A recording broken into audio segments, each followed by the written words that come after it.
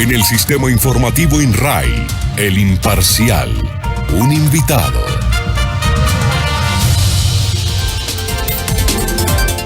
Saludamos a esta hora de la mañana a la profesora Marta Rocío Alfonso Bernal, ella es la vicepresidenta de FECODE. Profesora Marta Rocío, tenga usted muy buenos días. Buenos días, Javier, y buenos días a todos los que nos escuchan en este momento. Muchas gracias por atendernos en esta mañana. Inicialmente queríamos compartir con nuestros oyentes la posición de FECODE frente a las marchas convocadas para el día de hoy, profesora.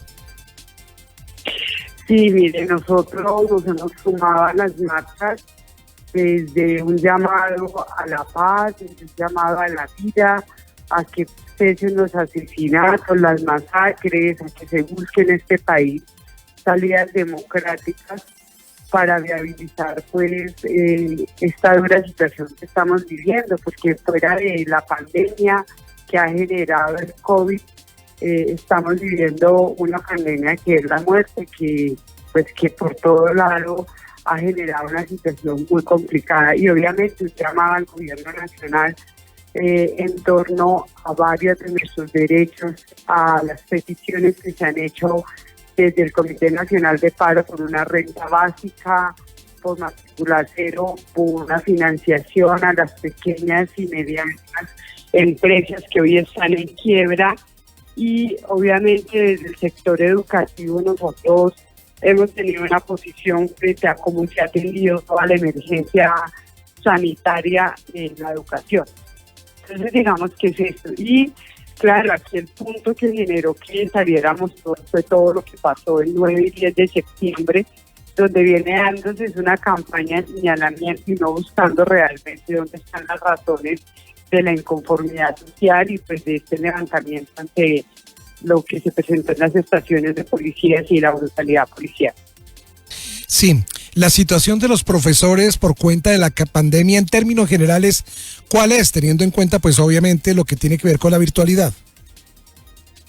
Pues mire, en este momento nosotros, cuando empezó la pandemia, como FECODE, llamamos al gobierno nacional y le dijimos que estábamos en disposición para mirar cómo ayudábamos a solucionar todos los problemas que veíamos venir. En ese momento nadie se imaginaba la magnitud real de esto, es la verdad.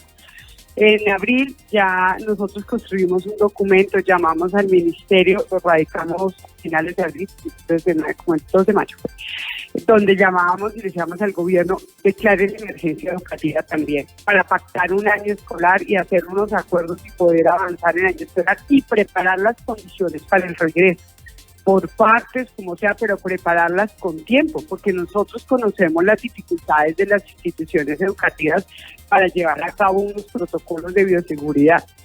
Le insistimos muchísimo al gobierno, solamente hasta un mes después, en junio, después de que hicimos mitinos, accedió a sentarse en la mesa, con decirle que hemos hecho 2 charlas sobre el regreso a clases. Y nosotros le hemos expuesto las problemáticas que hay hoy reales en el territorio, en el terreno, y que deben ser solucionadas precisamente para que se pueda en un momento el que sea regresar a clase. Entonces, por eso nos hemos opuesto a la alternancia. Además de eso, porque los maestros asumieron no solo el paquete de internet, la energía, sino adelantar todo el año escolar. Y hoy tenemos no solo una cantidad de maestros con familias que tienen COVID y ellos incluso han tenido COVID, sino que tenemos una cantidad de maestros con enfermedades que han venido derivando de sentarse en largas jornadas al frente de un computador, de un teléfono, y en unas condiciones que realmente no garantiza avanzar el año escolar. Entonces creo que aquí ha habido una discusión muy fuerte porque nosotros vemos al gobierno desde el principio.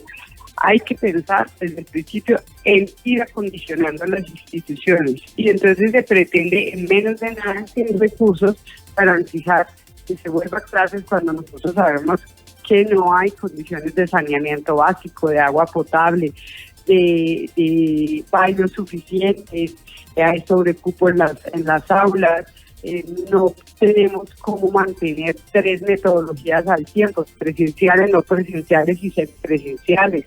Entonces, esto digamos que es para nosotros una situación bastante profunda, porque porque tampoco es que se pudiera resolver todo en un año, todo el atraso, todo lo que ha habido en tantos años que hay déficit presupuestal, pero sí por lo menos haber sido mucho más previsivos que dedicarse a sacar unos programas de televisión y unas guías y luego decirle a los colegios le damos una plata para que adapte los colegios en menos de nada.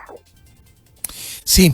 De acuerdo a la historia, ¿en qué momento se perdió ese respeto por lo que significaba ser maestro? ¿O es que siempre ha habido inconvenientes y no han podido realmente llegar a un punto en donde el ser maestro sea significativo por lo que representa precisamente para todo un país? Pues eso depende. Si tú vas cuando el maestro ha hecho una buena labor, y yo puedo decir que sí, nosotros tenemos situaciones complejas. No vamos a, nosotros no generalizamos, sino todos somos perfectos y buenos, no. Incluso tenemos que hacer llamados frente a eso, ¿sí? Pero si usted va a los municipios, va y ve el trabajo de los maestros y maestros que resaltan por su labor mucho y que han dedicado su tiempo y que la gente los respeta y los quiere. Pero también hay que decir que el país ha cambiado. Yo estoy haciendo un trabajo porque yo tengo la Comisión de Derechos Humanos sobre el impacto del conflicto armado a la escuela en general. Y uno de los factores que nosotros vemos es que la escuela se ha visto afectada básicamente porque cuando se cambiaron los intereses de la educación, o sea, la educación dejó de ser el referente para las familias de salir de la pobreza, eso inmediatamente cambia el sentido de la escuela. Y en esas narrativas que hemos construido, nosotros hemos logrado evidenciar precisamente eso, cómo los pelados le pierden el sentido a ir a la escuela, a que la educación los va a sacar esto porque las oportunidades son mínimas. Y eso sí rebaja la percepción de la educación y obviamente también del papel del maestro. Cuando uno le dice, mire, estudie porque usted va a seguir adelante, él ya le está diciendo, no es cierto, que yo terminé el colegio, yo mejor me voy a esto, me voy a esto, y eso es base social. O sea, cuando una persona no tiene oportunidad de la educación pierde sentido, y el papel del maestro también. Ahí es colectivo, es la educación, es el conocimiento, porque hay otras formas. Dije una aspiración de sí mismo sin un sacrificio, ¿no? Entonces esto es lo que nosotros tenemos que mirar, qué está pasando con la educación en un país que no le da posibilidades a los niños, niñas y jóvenes de verdad de que esto les labre un futuro, porque pues cuando tiene una situación de no esperanza. Dentro de lo que tiene que ver con la labor de quienes están estudiando para ser maestros, ¿eso se ha venido incrementando o por el contrario, muchos jóvenes ya no quieren ser maestros hoy en día? Pues mira que sorpresivamente mucha gente hoy apunta a la educación. Es como una tensión, ¿no?, entre cambiar eso y que haya una percepción de buscar salidas. No, las facultades de educación han venido ampliando sus carreras. También hay que decirlo que a la educación le hizo mucho daño cuando acabaron las que nosotros estudiamos, las licenciaturas del maestro de español, el clásico, y nos volvieron licenciaturas generales.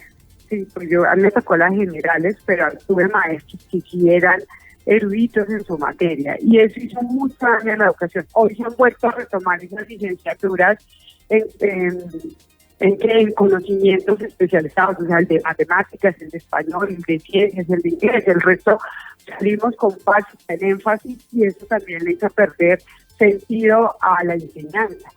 Hoy se han retomado y hoy vemos un número amplio de gente estudiando. También hay que decir que estando muy lejos de tener salarios profesionales, nosotros hemos logrado mínimamente nivelar algo más el salario y se ha vuelto más significativo.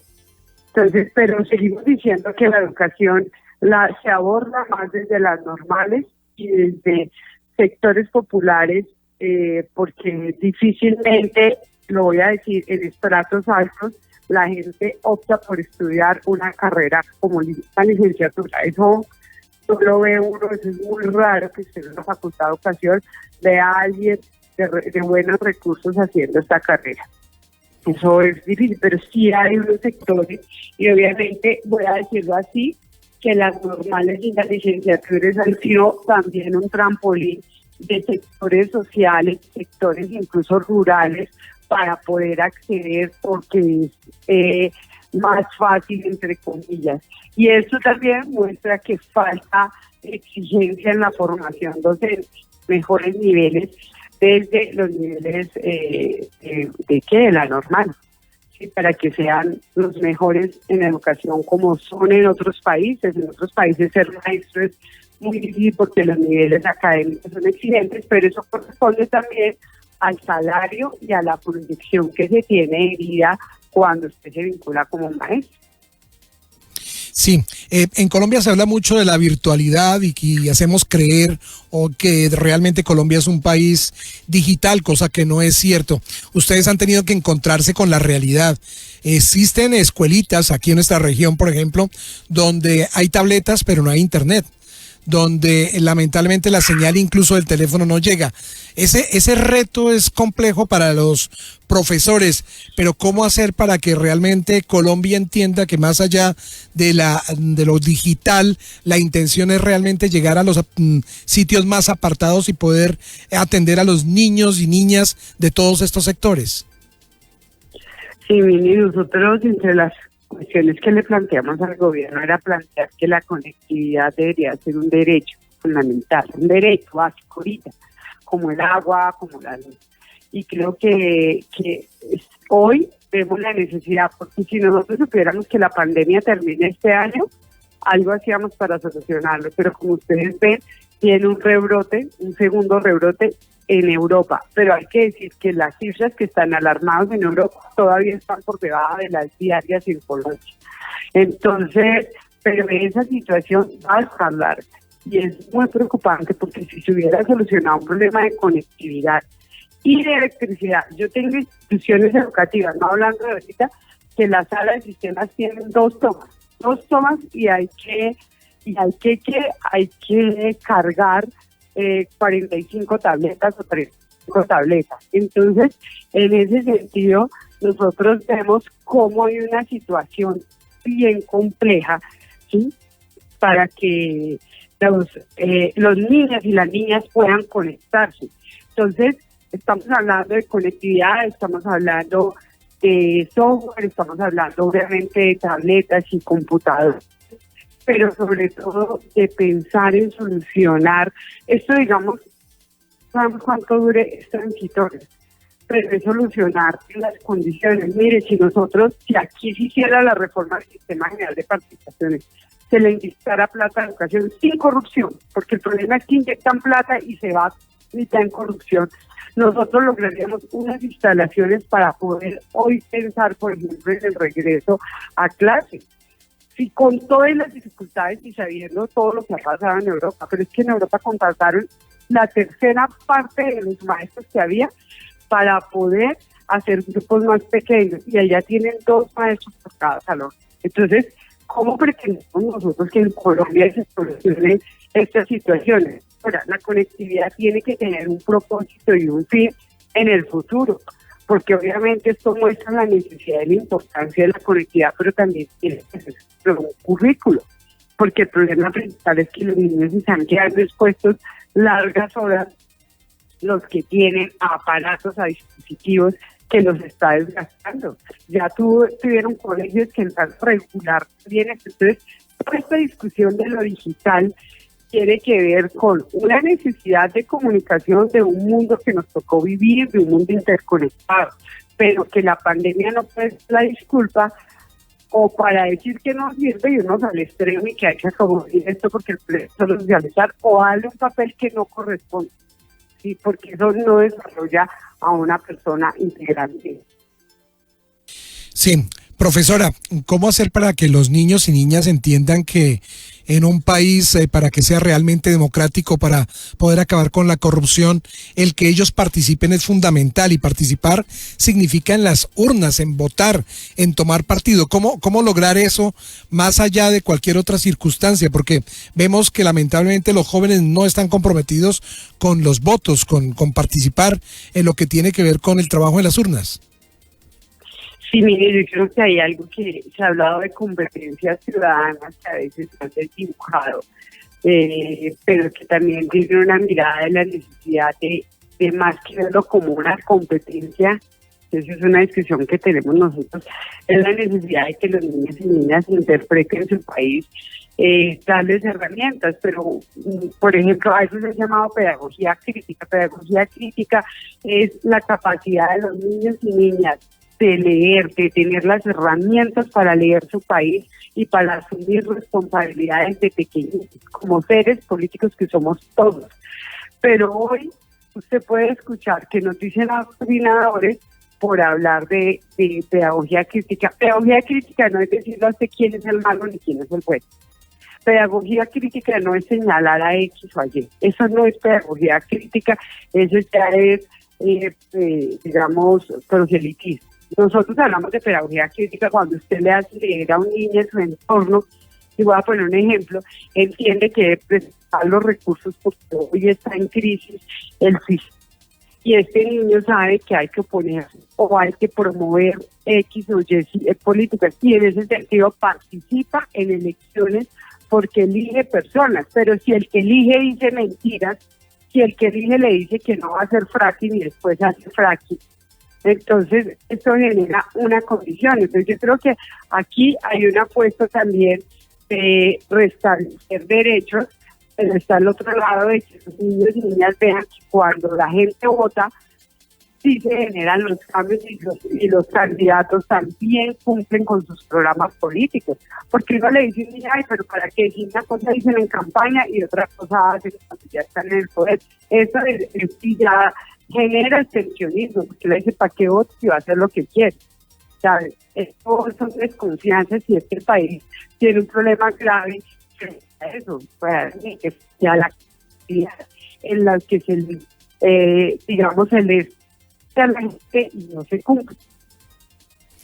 Profesora Marta Rocío Alfonso Bernal, ha sido usted muy amable por acompañarnos en esta mañana, esta conversación muy interesante, y ojalá tengamos la posibilidad de tenerla varias veces aquí en nuestra estación de radio. Que tenga una buena semana. Bueno, muchas gracias, hasta luego. Es la profesora Marta Rocío Alfonso Bernal, la vicepresidenta de FECODE, acompañándonos en esta mañana. Tuvimos algunos inconvenientes ahí con la comunicación, pero en términos generales creo que hemos entendido un mensaje muy interesante desde el punto de vista de los profesores frente a lo que viene ocurriendo por cuenta de la pandemia. Hablo puntualmente de la virtualidad, de los compromisos que ellos han tenido, pero también del compromiso que los profesores, que los maestros tienen con sus alumnos para poder abrir un poco más el ojo de cada uno de los estudiantes. Y dice la profesora Marta Rocío que es definitivamente importante el leer, el poder acceder obviamente a la historia, acceder a las noticias verdaderas, a poder hacer el análisis de quiénes son los gobernantes, de quiénes son los que quieren gobernar, y de acuerdo a eso poder sacar conclusiones, pero fundamental el tener que participar. Si no participamos, pues obviamente somos todos cómplices de eso que viene ocurriendo.